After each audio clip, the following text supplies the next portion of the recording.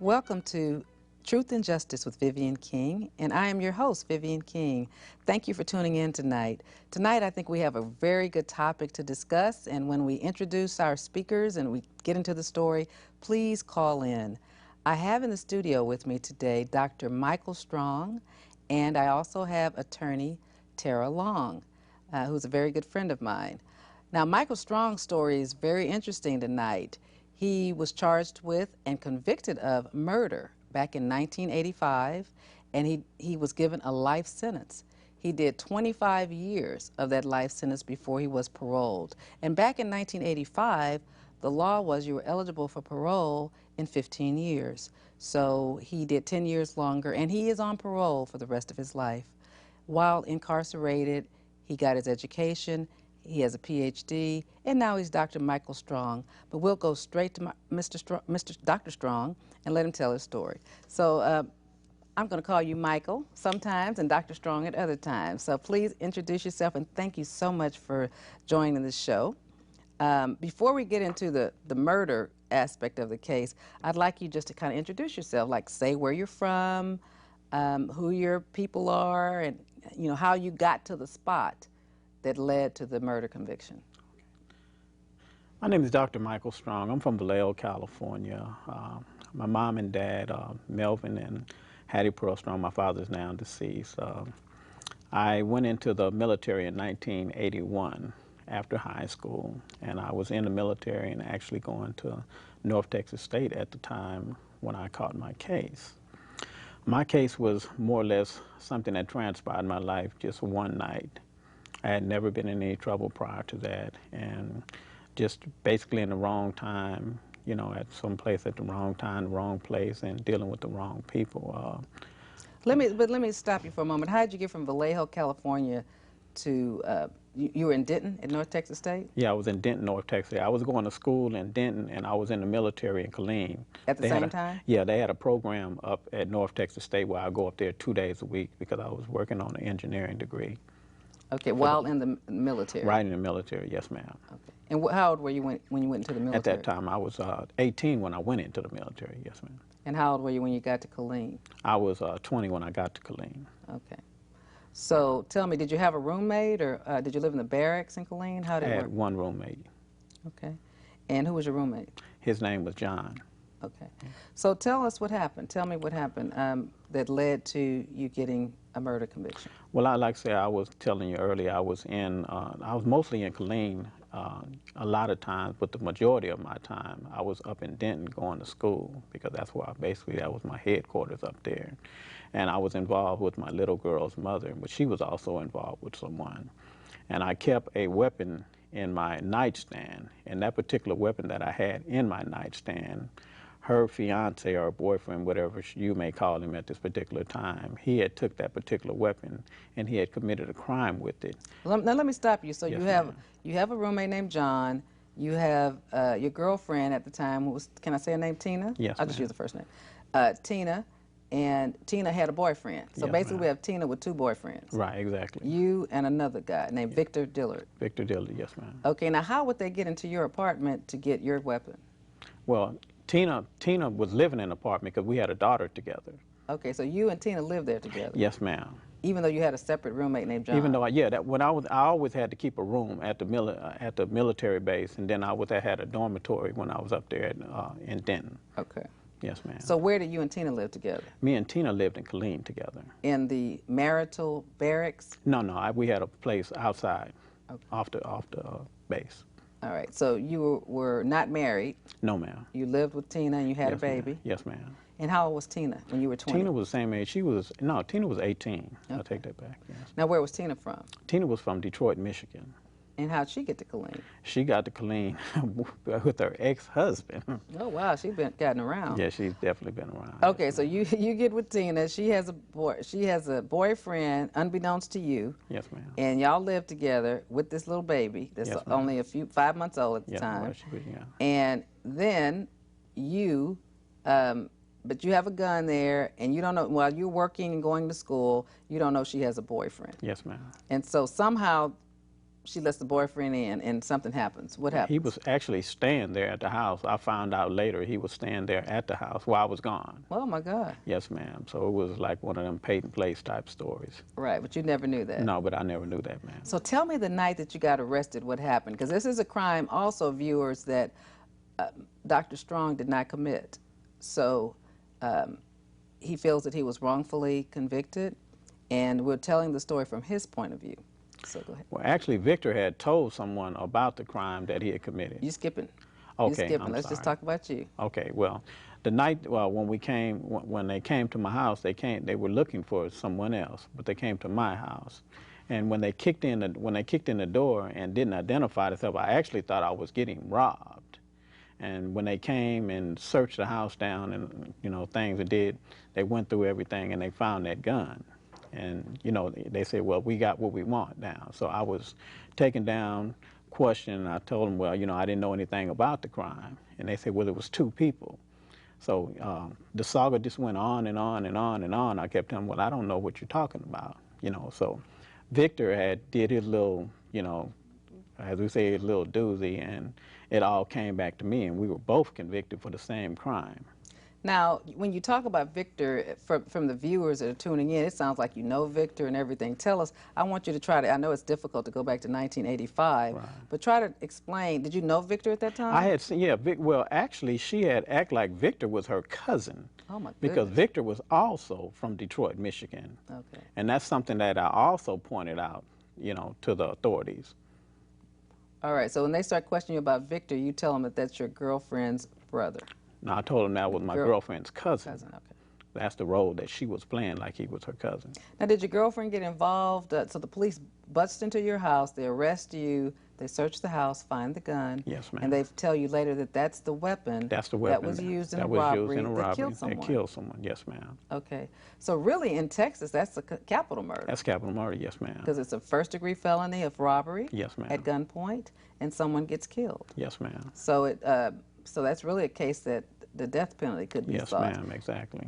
Exactly. Now, I know at 20 years old in 1985, you might not have known that, and I'm sure the death penalty was being used more sparingly than it's used Yes, today. ma'am. Did they ever talk to you about capital murder? Well, they talked to me about capital murder. Yes, they did. And that's basically how they scared me, because they wanted to prolong the sentence, I mean, not the sentence, the particular trial and stuff like that. Mm-hmm. And I was like, well, I don't know anything. They said, well, if you confess to a lower to murder, and they talked to my family and everyone else, and I was like, man, but I said no contest.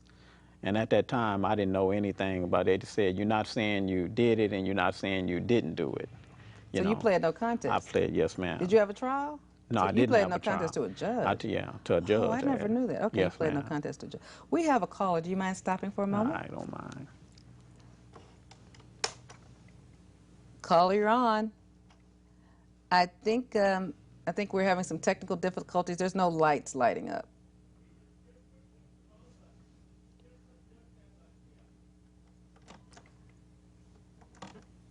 Oh, maybe I messed something up now. Caller, you're on. Yes, ma'am. My name is Investigator Richard Cunningham. I'm actually the investigator for Ms. Long, who's on your panel today. Okay. And I just wanted to say that I work with Dr. Strong, and this is my first time actually hearing about his story, because we don't discuss it, because as far as I'm concerned, he's a legal assistant in the office, and we're good friends. But from the time I've worked with him, it's been a pleasure. I just wanted to let him know that, and then I just got the chance to catch the show, and that's all I basically wanted to let him know, that I'm supportive of him and all his endeavors, and I'm in his corner all the way. What a nice thing to say. You know, we need a second chance in society. and we need people to be supportive when people reenter. So thank you so much for your call, and keep watching Investigator Richard Cunningham. Thank you. Thank you, Val. All righty. All right. So, oh, I'm sorry. Where'd you leave off? Oh, Do you remember? yeah, Oh, let's I'm about talk to Miss Tara Long for a moment. Tara is a lawyer, and actually, Dr. Strong works for you. Is that correct? That's correct. And tell me, now that you had Investigator Richard Cunningham call in and say he never knew about the crime, did you know about it? Not till today in terms of the logistics. I knew what the conviction was, and let me say I do work avidly with reentry program and the Elite Ladies of Expression and their programs and other programs in the community, and I do believe in second chances.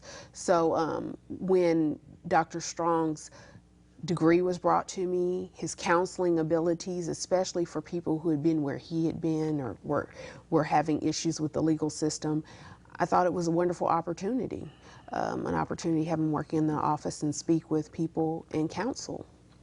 And it's been a pleasure, like Investigator Cunningham said. And you primarily, and you do criminal law and family law. That is correct. So I'm sure Dr. Strong's talents in counseling and education and incarceration help you with your clients.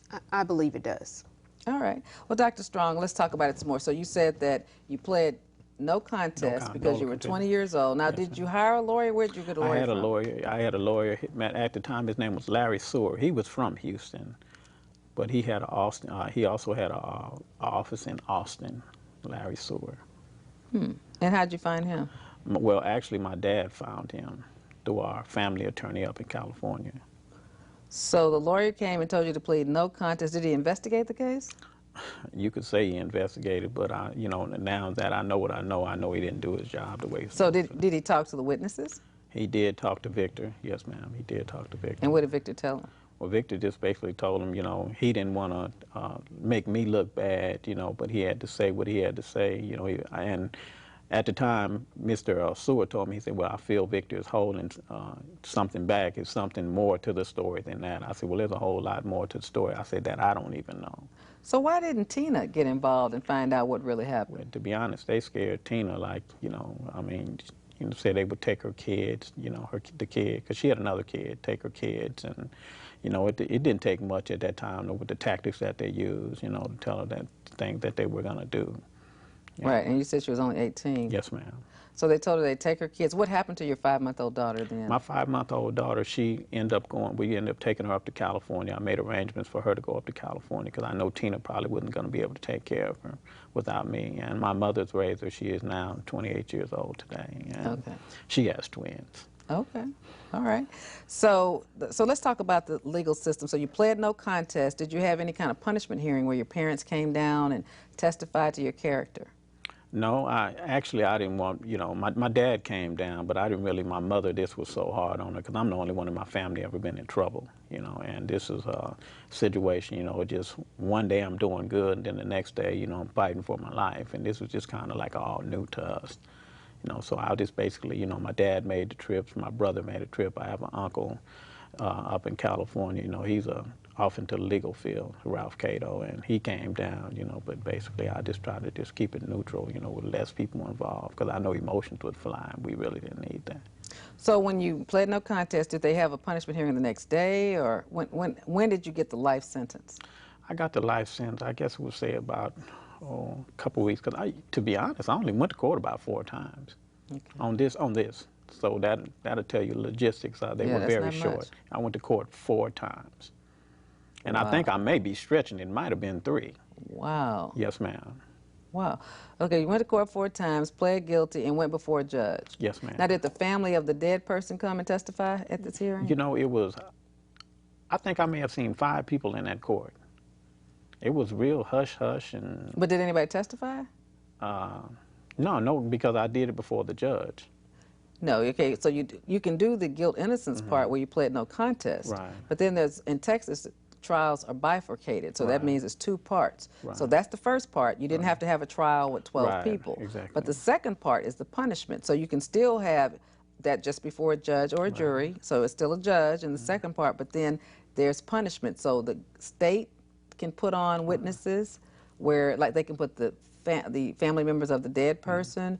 They can put on anybody, and None you of can them, bring I and you know can bring none. your own character Yes, witnesses ma'am. to testify as to why you deserve the less end of the punishment phase, because murder is 5 to 99 years of life. So you could have gotten 5 years. You could have even gotten probation. Right, exactly. Just depends on what type of punishment hearing, you know, they put on for you. So I'm trying to determine. I know you were 20 and it was 1985, but do you remember if they put on any type of punishment hearing for No, you? ma'am. The only people that I ever seen at that court was my attorney. I seen, like I said, a couple people out in the audience, but no one spoke, you know, basically for me. And the DA, he had his words. My attorney got up there and said a few words, and that was basically it. And the judge just said life. That's it. I know you were sick. How did you feel? Oh, I mean, well, I was Broken up? I was broken up. Yeah, it was like, man, you know. And then they kept saying, "Oh, it's just 20. You'll do 20 years, and you'll go." You know, they have this game. You just do 20 years, and you'll go home. You'll still be young, and you know all these little stories they try to feed. And they were feeding things to my mom, had her crying, telling me, "You need to take it, baby. We'll be there for you." And What, did she think you did it? no, my I mean, mother, what could be worse if you went to trial in life? Well, when they started talking about the death penalty, Oh, they I was see. when they put the death penalty, she said, I "No, we see. can't take that chance." Oh, it was a death So penalty that you was were they scared kept of. throwing that up there too, I the got death you. penalty, you know, issue. So that was basically she didn't even want to go that route. You know, she said, "We'll take care of you. Anything can happen, you know, but we'll take care of you." Wow, okay, that's what the deal was, the Yes, death penalty. ma'am, that was So the what did you find out happened in this case? Well, actually, down through the years, well, you know, because I kept sending for different paperwork, and I stumbled across some paperwork that I wasn't really supposed to get, that really gave the pieces to the story that I really, really needed, and I held on to this particular paperwork. What did it say? And this was talking about Victor confessing to the crime itself.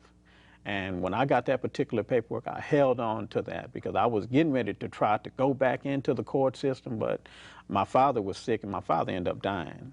You know why? So I didn't really want to put my family through it, and I know I was coming up for parole soon. So when I finally got up for parole, my first parole, I didn't, oh yeah, matter of fact, I did not have the paperwork. I take that back. The second parole, I end up getting the paperwork. Well, let's talk about that. The first parole, was that 15 years later? No, matter of fact, it was 20 years, ma'am. Really? Yeah, you had to bring 20 So they didn't even let you up for parole until... to 20 years. Well, so what was that, 2005? 2005 is when I came Wow. up. Yes, ma'am. But the law was, No, in maybe it was 87, because was it in capital 87, murder then? capital murder. In Did 80, they convict you of capital murder? no, I got convicted of a lesser crime, first degree. For murder. Yes, ma'am. Because as far as I know, it used to be 15, but maybe it's something special. Yeah. Okay, so they let you up in 20 years, and what happened? I did not make my first parole, and I did not make my second parole, and I had two years sit-offs, and then I hired Miss Tammy Peden on my third parole, and I had that paperwork that I told you I wouldn't put in anyone's hand, but a person I know that if they seen this, it might turn it around, and that's what ended up transpiring in my life. When I gave that to Tammy, Tammy said someone needs to see this. And what I'm confused about is why would Victor's confession help you when he was convicted also? Yeah, so how does it help you? How did that help me? I mean, people just kind of believed in me because they were they had a background on me. Right. And then they had a background on Victor. And they was like, well, how could he be be this successful one night and then things transpired the next night? Because they never ever at that particular time the parole did their job. Okay. But as far as me being convicted, no, they didn't do their job. They didn't go through the logistics the way they were supposed to. And why did you say parole did their job? Because parole investigated me the way that they were supposed to and looked into the situation. I don't understand. Okay, well, parole looked at the paperwork and took in account what Victor really said. Tell us what Victor said. Okay, Victor said that he had did the crime with someone else, but he never ever told who that person was. But when I came into the picture, they just assumed that I was that particular individual. Okay. So Tara, let me get you involved in the conversation. Why do you think that helped him when it said, Victor confesses, I did this crime with someone else? Why do you think that helps Dr. Strong? Because he could very well be that someone else. He's been convicted as that someone else. He's been convicted as that someone else and pled guilty, but never really accepted his guilt. He pled no contest and truly believed at that time pleading no contest was not admitting guilt, even though you and I know very clearly it is. And so even though he pled no contest, he maintained his innocence in the actual crime itself. And therefore, this was the paperwork proving his innocence in as much as he said it was. The unique thing about Dr. Strong is, I'll say this, and I think the callers will understand, anyone who has a family member that's military to their heart, to their bones, you would have said they would have been in the service whether they went in or not. Dr. Strong is very much a military man. To his soul, he would take the hit for all of us in different ways. And I think that in this instance, he really was trying to cause his family the least amount of drama and stress and strain. I truly believe that when he, at 20 years old, which is a child, decided to plead no contest, he had no clue to the real ramifications of his plea. That's strange. And I guess because I'm such a technical person, being a former prosecutor and doing murders and capital murders, generally if one person confesses, they make them name who the other person is. And if they assume it's the other person, that confession doesn't help you. Right. And so that's why I'm a little stuck, because in Harris County, that wouldn't really help you, because they would assume I did it with someone else, it would be you. So that's why it's always interesting that you know, in your mind, it helps you. I think it's good that you had the confession, but I'm still trying to understand why you think that they didn't think that other person was you. Well, at that particular time, you know, like I said, his confession at that particular time didn't help me at all. Right. It was imperative because I did 25 years. And, you know, my bitterness at that time, you know, I was young, you know, I was like, why me, you know? But 25 years down the line is when I understood, you know, that and it was my faith and other things that helped me get to, you know, and my schooling and just really just sticking to what I believed in, always sticking to what I knew was true. My father died believing in me, you know. My mother, she's still here today, still believes in me. My family believes in me. And I, you know, being that the type of family that I was raised in, you know, my mother's a psychologist, a mental health provider. My dad was a veterinarian, you know, and they're very keen people. You know, they read people and they know their son, you know, because the first thing my dad said, you know, my son didn't do that. He said, something didn't happen. Now, as far as him trying to defend himself, yeah, I could see something transpiring, because he would, like you say, take a bullet, because that's what I was trained to do, you know, is defend people. But as far as just going out there, you know, just disrespecting someone, I wasn't raised like that, you know, and it was hard on me, but today I'm where I am because of the experience. But 25 years is a long time. How did you do it? Tell me, in those first years, if you can remember, how did you mentally accept a life sentence at 20 years old? Well, I knew it was reality, number one. Right, but without, Okay. I mean, to me, it's like if I was 20 and got life, I think I'd want to die. You know, I'm just saying, well, I'm sure you felt that way, but I'm just saying mentally, how did you prepare yourself for this long road ahead, for life in prison? For life in prison, well, that's really kind of quite simple. I went to school. You know, as I was telling you, I went to school for 14 years. And I said, I've seen a lot of stories turned around. I've seen a lot of guys, you know, get out on technicalities and this and that. I said, something's going to happen for me. You know, I said, if it's his will for me to be here, this is where I'll be. But while I'm still here, I'm going to stay out of trouble. I'm going to get every conceivable degree that there is, if it's whatever, because it was free. Now, what kind of degrees did you get? Well, I got another degree. I got an undergraduate degree in business. I got a master's degree in psychology. I went on and got a doctoral degree in psychology, and then I got a doctoral degree in theology. And how did you do that? I mean, do they have teachers, or do you do it by correspondence? Oh, no, they had teachers. They had classroom accreditation. So can anybody do that, or do you have to be how do you no. get to do those things? Well, number one, you had to be on a certain level, number one. You had to stay out of trouble. You had to keep a good disciplinary record. That was very important. And I also transferred some classes because I had a 3.8 when I was at North Texas State. I transferred some credits from North Texas State over to Stephen F. Austin, and that helped me, a whole lot. And I just, I got a Pell Grant, and then I used some of I had money in my GI Bill, and I utilized that in my schooling. So, While in prison? Yes, ma'am. They let me use that money because it was for me, So it was just something that, I did. I enjoyed it. As I was telling you earlier, I was into music. I wrote a book that I'm looking at now, to be released real soon. And I just, it's easy to stay out of trouble. It really is. You're going to be faced with challenges, but it's not that hard, man. So how are you, so you said, so the first few years when you were younger, you went to school a lot. Did you study a lot? Oh, yeah, most definitely. Did you find people like you to study with? I mean, how did you stay away from all the riffraff that's going on and the violence of other 20-year-olds in prison? Well, to be honest, you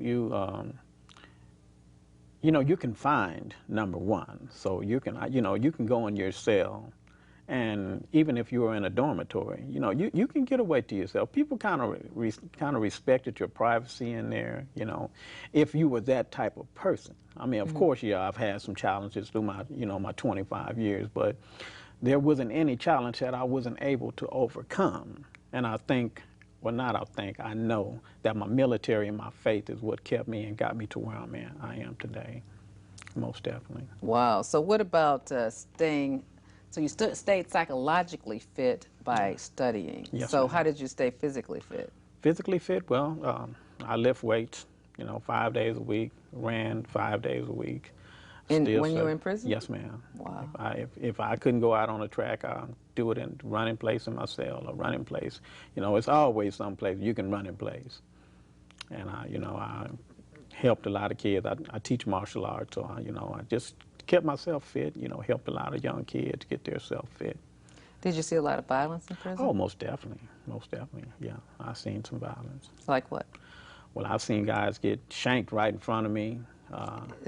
Tell us what shank means. Shank is getting hit with a knife right in front and of me. killed? Yes, well, some of them, yeah, they died.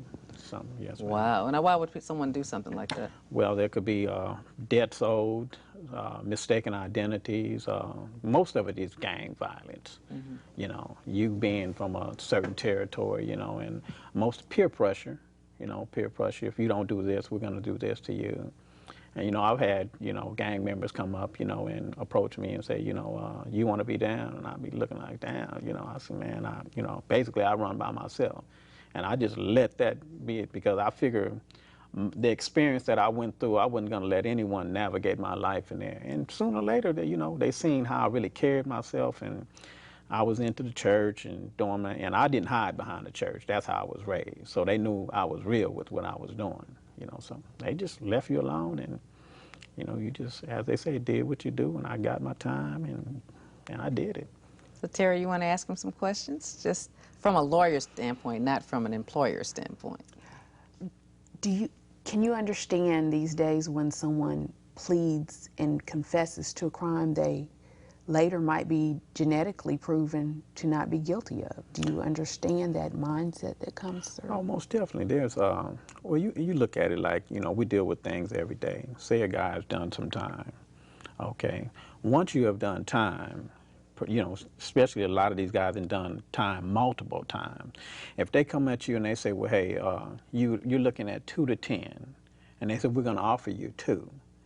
And he may not have done it, but he knows that he could get that time because they're going to go back in his past, You see that, we see that every day, the guys. And then you got a lot of guys, peer pressure. They'll tell them, well, just like I was talking about earlier, they'll talk about the death. Well, you can get the death penalty if you don't do this. So it's all kind of, psychological tactics that they'll use, the good cop, the bad cop, and then you have, good people. When I say good cop, bad cop, there are good officers out there that will help you. But we know that there's malfeasance in this system too. So you have to look out, and you have to really just look at it from a two-way perspective. That's very important to me. Because if they didn't have malfeasance, then we wouldn't have police going to jail today. Right. That's true. So you had, so you were fortunate, you stayed 25 years, which is incredible to me. So you got out in 2010, but you got married before you got out. So let's talk about that. How does a person get married while they're incarcerated? Well, they have a system called the proxy system. You get married through a third party, and then, you know, basically when you get out, you can do the real thing, and that's what transpired with me while I was in there. So are you with your wife today? Yes, ma'am, I am with my wife today. Okay. Yes, So that seems unusual, but I guess you really get to know the person really well. oh, most definitely, yeah. We courted for a long time, you know. And this same particular marriage, they do it with the military, two guys overseas. Okay. It's called a proxy marriage. Okay. Yeah, so it's utilized in other entities too. All right. That's interesting. A lot of our viewers might not know about that. Right. So you said you got set off 2 times, and Yes, then the ma'am. third time you got out. Yes, ma'am. So when they, tell us about that parole system. Like on the third time when you go, what's the timing? Like you go in, do they tell you that day? Do they come back and tell you 6 weeks later? How does that work? Well, that's kind of like a loaded question because you can basically feel, and then you may have a misconception in the feel, you know. But basically, when I went in that third time and I seen all the support I had, the people that were in there, and some of the things that were said to me, I just tried to look at it like I don't have any doubt that I'm not going home this time, because I can remember the words that was said to me when I left up out of there and say, when you go home, just take care of your business. So that was basically, you know, I didn't misconstrue that in any way. I just said, well, okay, that's the ticket. But I didn't go home back telling them, well, I got parole until I seen that piece of paperwork, you know. So it's a system where, you know, they'll tell you, you'll go in there, they'll interview you, and then you'll sit and mostly you'll wait. Sometimes you'll get your answer between 4 to 6 weeks, sometimes 6 to 8 weeks, depending on how long they're investigating, because they're going to do background checks, they're going to check, see if somebody protested you, if you had any protesters out here, and a lot of people who don't know, who, you know, you have family advocates, you have advocates out here that can keep you in there. If they don't want you out here, they can keep you in there. But I didn't have You didn't have any protesters? I didn't have any protesters. Not even the family of the deceased? No protesters. Who died? Who was it? Well, a guy got killed in a robbery.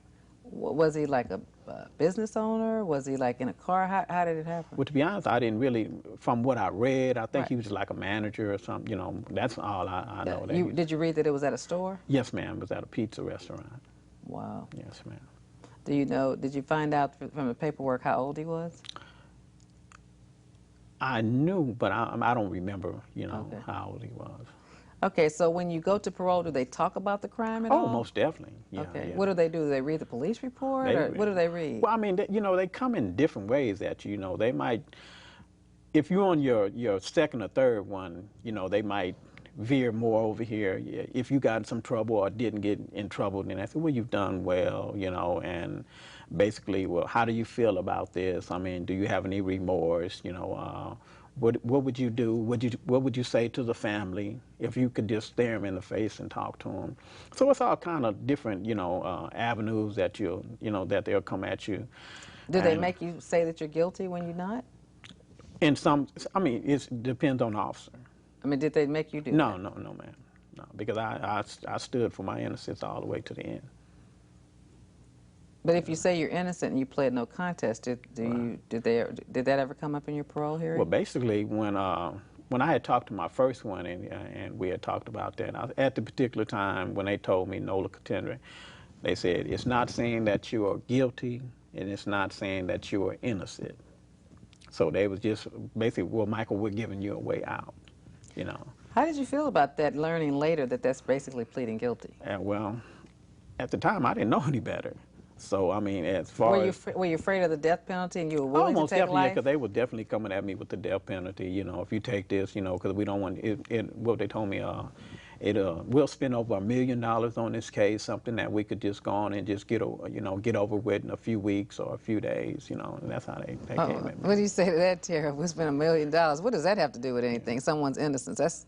That's not your problem. It sounds like a miscarriage of justice, really, all the way around. To the fact that Dr. Strong is sitting here, and it's 20, almost 30 years later, and we still have no clue as to what really went on that night. And what's sad is that they let a killer out. I mean, basically, there was still a killer running around the Yeah. Killeen area. You know, he might have been in the military too, where he didn't stay. Was this Victor guy in the military, or did he Yeah, just he live? was in the military too. Yes, So Victor was in the military, so the other guy was probably in the military too. Yes, ma'am. Probably was. Yes, ma'am. Strange. That is so strange. So another killer was out there. And you know, I mentioned something to the fact, you know, when they were coming at me like this, I said, you know, there's still someone out here, you know, and they was looking at, well, we got who we want, and we, you know, it was just basically just trying to, as they say, a case that they were trying to close, because that's another gentleman told me, he said they are good at trying to close cases, you know. So I just basically, that was a lot of my bitterness came, but you know, over the years, I just say there's good and there's bad. You know, it just doesn't seem like you would have been convicted of that. And if you're going to get life, and I understand they didn't want to go through the death penalty, but I mean, if you come from a good family like you did, with a veterinary daddy and a mom that's a psychologist, you're in the military, you're going to school, you have an apartment, it just doesn't stand a reason that you would do that. Or at least if you did, I mean, I'm the type of lawyer that I would have rolled the dice. I would have gone to trial with you. First of all, I would have investigated the case, you know, found out who did it, seen if there were any witnesses in the area, and you had all that mitigation, which, as you know, but this is a teaching moment for us, is to show you're less culpable. To just try to show why you shouldn't get the death penalty. And the alternative to the death penalty is what? Is life. Yes, ma'am. So you would still got the same thing. Now, capital life sometimes can be a little bit longer than regular life, but it's not going to be any longer than you stayed 25 years. You do 25, you did it. Yeah, you've done it. Yeah. So you've already done it. So to me, you know, it just seems like I don't understand why the lawyer didn't roll the dice. Let's take this call. I'm gonna mess this phone up. I messed up again. Caller, you're on. Caller? Hello? Oops. I'm sorry, I don't know what's going on with the phone. Line 1 is down. I don't know if it's wrong or right. Thank you. But anyway, sorry I missed that call. Call back. So anyway, Michael, I think that's just awful. And I think it's awful that Tina wasn't able to help you. Did she write you or did she stay in touch with you when it first happened? Me and Tina never had any more contact after that. Really? Never. Did she have any contact with her baby after that? Yeah, she had contact with her baby. Yeah. And then you said eventually, I asked you what happened to Tina before we got on the air. Yes, ma'am. You went to prison in '85, and then what happened with Tina, your She got girlfriend? hit by a car in '89, back in Tina Detroit. was killed in '89. Yes, ma'am. Wow. What do you know what happened to her other child? Her other child, they're just back there with their grandfather. They're grown now too, because you know, my daughter was the youngest, so she had another son, and it just, you know, I think he had went to prison or something down Wow. there. Yeah, it's just sad. It's sad because That is real sad. So she died in '89 after you went to prison. I guess one way you could look at it is you were still alive. yes, ma'am. You know, Yes, ma'am. we look at the Whitney Houston situation, and she's no longer here, which I'm sure upsets all of us. You know, that's the beauty of life. You know, no matter how awful it is and whatever our challenges are, at least we're still here. Yes, ma'am. But back to the criminal justice system. So, so you got out in 2010, is that Yes, correct? ma'am. So this is 2012. So you haven't been out very long. No, ma'am. You seem to be so well adjusted. Well, to be honest, I worked a lot of free world. I call them free world jobs. My last job that I worked in an infirmary for 5 years. So I was very accustomed to technology, and it wasn't many things I didn't know about the medical, because I had to order all the medical supplies and things. And you know, in the psych department, I talked to them a lot, you know, what to look for when I went out. I talked to doctors. So I was kind of like stayed abreast. And then I was a receptionist in the laundry department for 11 years. Wow. So I, you know, handling accounts, you know, doing accounting work and stuff. So I kind of like, you know, between school and being, you know, thrown in this, the work environment, I learned a lot. I messed this phone up tonight. Caller, you're on. Hi, hello. Hello. Hi, hey, this is Rhonda, and I'm sitting here watching your show this evening. It's a fantastic show. Thank you, Rhonda. Listen, I'm just really flabbergasted by this entire thing. I want to commend the gentleman who is on the show because I have a young son also who is in college right now, and it's just something that a person can be innocent and have to go through the tribulations that this gentleman went through. So tell me something. I mean, what kind of recommendations can you give to young men nowadays to make sure that they, lessen their opportunities to get into that type of situation? Well, number one, you have choices and you have consequences. And you can be in the wrong place at the wrong time, and something could happen, innocently could happen to you. But you can also put yourself in a situation. So I would say, being very, very concerned about where you're at, when you're at, and what you're doing is very important, because peer pressure out there this day and time, it's phenomenal. And you can get caught up in a New York minute. Being that I was very, very sheltered, there's a lot of things that I did not know. So I'm glad that we're having the opportunity right now to say what we are saying, to open the eyes to a lot of people that their eyes are really closed out there. So tell your kids to watch programs of this nature, because this is all about opening eyes that have been shut for a long time. And if your child gets in trouble and they're innocent, and I know we're scared, his parents were very educated people, and back in 1985, worried about the death penalty, but if he didn't do it, I'm just one of those people that believe you're supposed to fight for your rights. I mean, I'm a fighter, and I just believe that if you didn't do it, there's got, with God and with prayer, we're going to go to trial. You know what I mean? We're going to go to trial, and we're going to try to make them give it to us. I think one of the things that Michael said was real important, caller, is that he was sheltered with parents that worked hard and probably kept close reins on him. And then it sounds like, and I hate to say this to your baby's mother, but it sounds like you got a hold to a slick girl. Oh, most definitely. I mean, she already had kids at 18. She'd been married. She'd moved from Detroit to Killeen. Yes, you get with her. You're doing your thing, trying to be like your parents, and she's when you're not there, she's hanging out with some other dude. So much so that he knows the gun in your nightstand. Right. Exactly. And she's out doing wrong during the daytime, probably getting high. So, it's so hard for us, Rhonda, to teach our children. I have a 17-year-old, to try to teach our children to not succumb to peer pressure, but they do, and especially if they're sheltered. So, do you have any other comments, caller? Yeah, I did. Just one more comment. I really appreciate the opportunity to ask that question. And Attorney King, I really wish that we have the opportunity to get more young men in that age bracket, like, from the 17 to 22-year-old age bracket, involved with these kinds of conversations, so that they could, really talk to people who have been through these types of experiences, so they can really understand what can happen. Because, when their parents are talking to them, sometimes they don't really get a full, they don't really fully understand what can happen to them if they are in the wrong place at the wrong time. I'm so glad you realized that. You have an opportunity to do that. Yeah, and let me tell you this. Being a criminal lawyer as long as I've been, and the frustration people call me every day. I get 2 or 3 calls a day. My son did this, my son did that. Usually they're already in prison. And I get so many mothers that complain because they didn't understand the criminal justice system. And this is my community service. I produce the show, and I'm doing it so that I can have that conversation. I'm so busy working, trying to make ends meet, that I haven't ever had a chance to really advertise the show. I'm going to try to get the best ones together, maybe give them to some high schools. And we were talking before we got on air, maybe I can get some of the young people to start tweeting this show, because, they all into Twitter. I don't know how to do it. But to get them to start following it, because I'm doing it for them. I mean, this show is for the urban environment, because Houston is so many blacks and Hispanics and poor people in the criminal justice system, but they don't understand it. And they don't understand how easy it is to get caught up.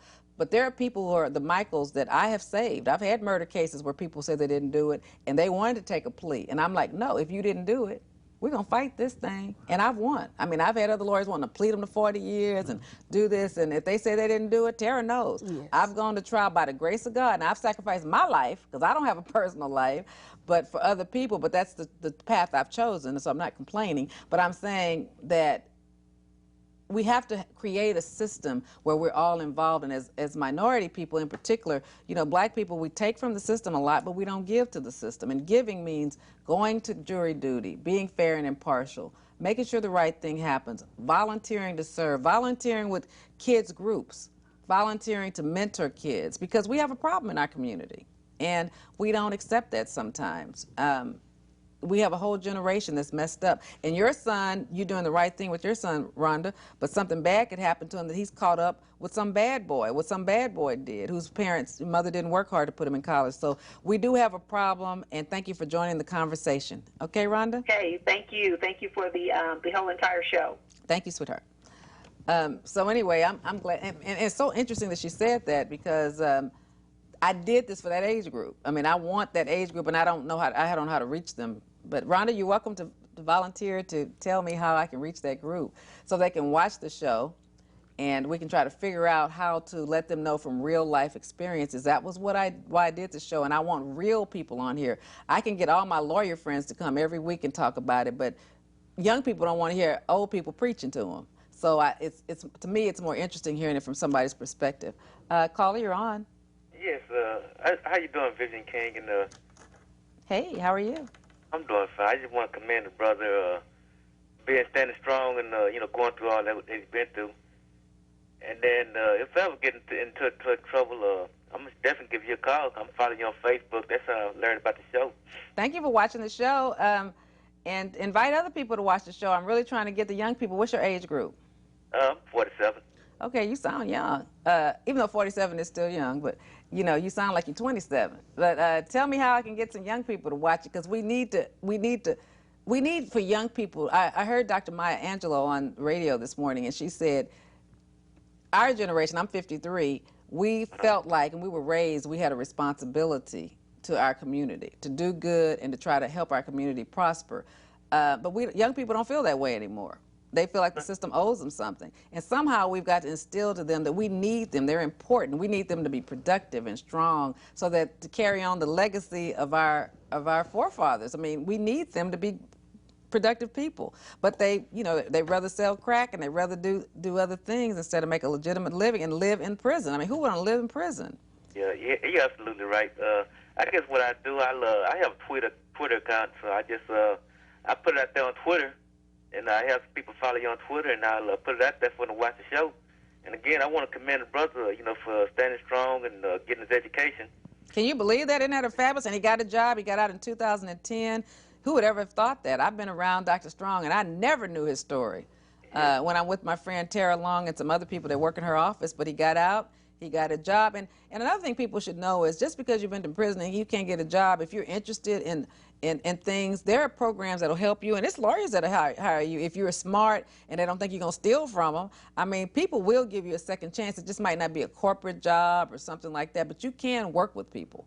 So if people need to know that. I've had somebody on probation for aggravated robbery work for me for 2 years. And, so I mean, you have to understand that people can get it. It's harder. I want to say this too, and I appreciate you calling, caller, because I think you make a difference. Every black man that calls and supports another brother, that is something that we don't do enough in a positive way. But also, Dr. Strong volunteered. Sometimes to get a job, you got to volunteer. Sometimes to get somewhere, you got to help somebody when you have nothing. And I want to say that that's how he started. He started helping somebody else. That's how Marie Preston started. She started helping somebody else when she didn't have anything. So a lot of people who get places in life start from nothing. And I really want to say, though, that brothers supporting brothers is like sisters supporting sisters. If Vivian has something, I'm there to say, wow, she's getting something. Let me make sure they know that we as sisters support our sister. And I appreciate you calling to support him. And y'all reach out to other brothers who are going through to help them know, just because you went through this, just because you've been incarcerated, life does not end there. You can start new. You can have a second or even a third chance at life. Yeah, you're absolutely right. And I'm going to be giving you both a call here off the air because I'd like to discuss some other things with y'all as well. All right. Good night, caller. Thanks for calling, and tune in next Wednesday, please. Okay, bye. Bye-bye. So that ought to make you feel good that people call in. I mean, you have a great story, Dr. Strong. I mean, 25 years. I mean, I was telling him off air, that's like Nelson Mandela. I mean, that's a long time. How long did you say Nelson Mandela did? 28? He did 27. 27 years? I mean, that's a long time to still look good, to come out with a wife, and education. I mean, that's fabulous. Let's take another call. Caller, you're on. How you doing, ma'am? I was just calling. I was sitting here watching your show. Thank you for watching. You have a comment for Dr. Strong or me? Or Ms. Long? Yeah, I understand what he has been through. Turn your TV down because it's vibrating in the back. Turn it down while you talk to us. We're listening to you. You understand what he's been through and what else? Yeah, how you doing? I grew up in Long Island, New York, and as a kid, I did 13 years in prison. Okay. So and, I got out of there, and I did the right thing, got my education, and I moved to Houston, and my life has changed. So I understand and realize what he's going through and what he's been through. Well, we're proud of you for getting your life together and moving to Houston and being productive. We're proud of you, and we're proud of you for supporting him in that effort. And what I wanted to ask, do you have any programs where you speak to kids? I absolutely speak to kids. A couple months ago, I spoke to the high school for criminal justice. I forgot which class it was that I spoke to, but I speak to kids all over Houston anytime they ask me to. If I can. I'm a trial lawyer, so sometimes I'm in trial and it's hard to organize it for me.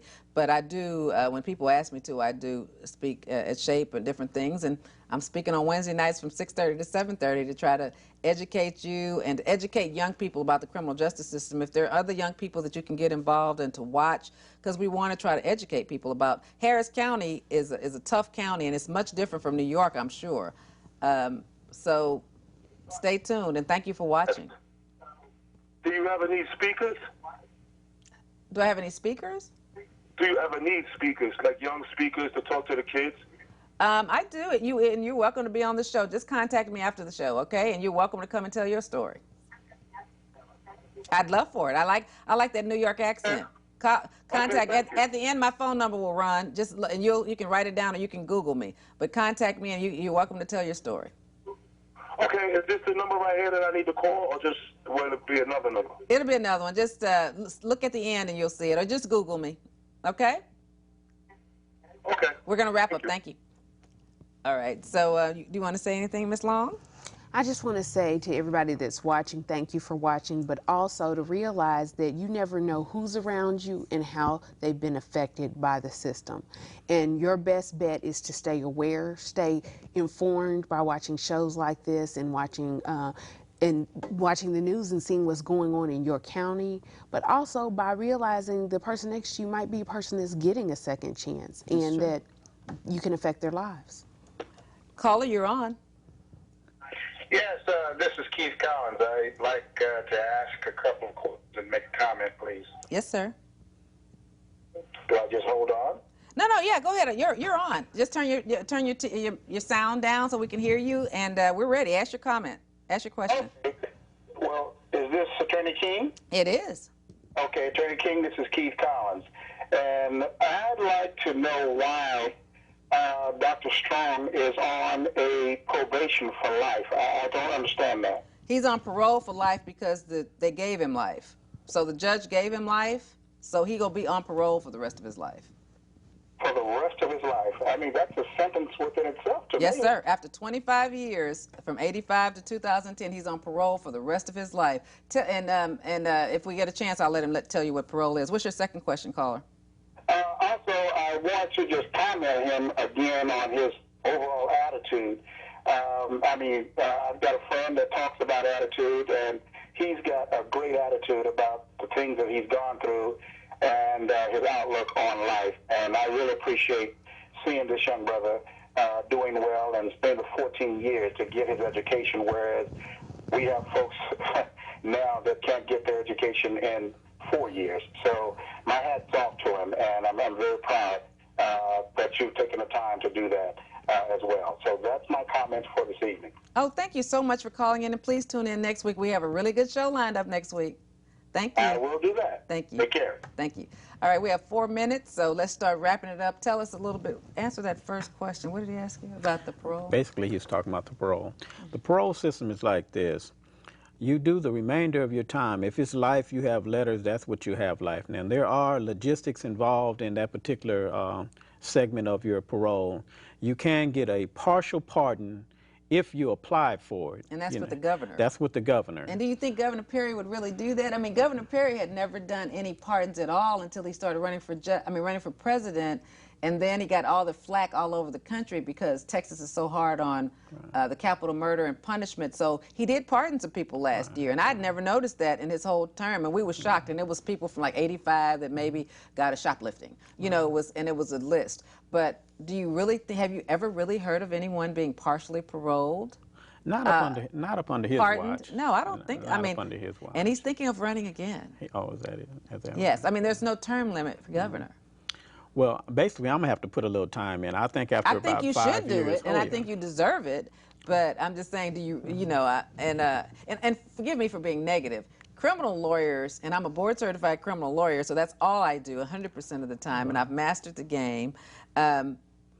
We have to look at the negative, because, you know, if we have a client that gets found guilty, we can't just fall apart. We got to be ready for the second part of the trial. We've got to be able to figure out how to get them that 5 years instead of the 99 years of life. So we have to always think of the worst so that we can react to the worst. Right. And so, forgive me if I'm sounding too negative, and I'm telling you that, the callers, that also.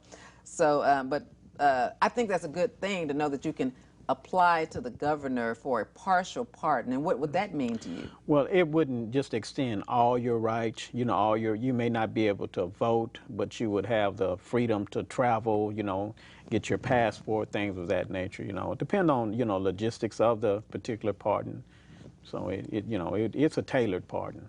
Okay. It's a tailored and pardon. the reason why I want to also add that one of the myths in Harris County is that felons can't vote. And one of the things Dr. Strong said that was real interesting is he might be able to vote if he got a partial pardon. He might be able to travel because he's on restrictions like probation, just like you said.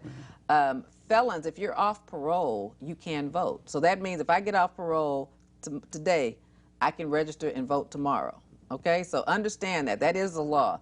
As long as you're not on paper, as the young people say, you can vote. So if you go to state jail where there's no parole, the day you get out, you can vote. Right. So what Dr. Strong can never vote because he's on parole for life. He can never have a handgun.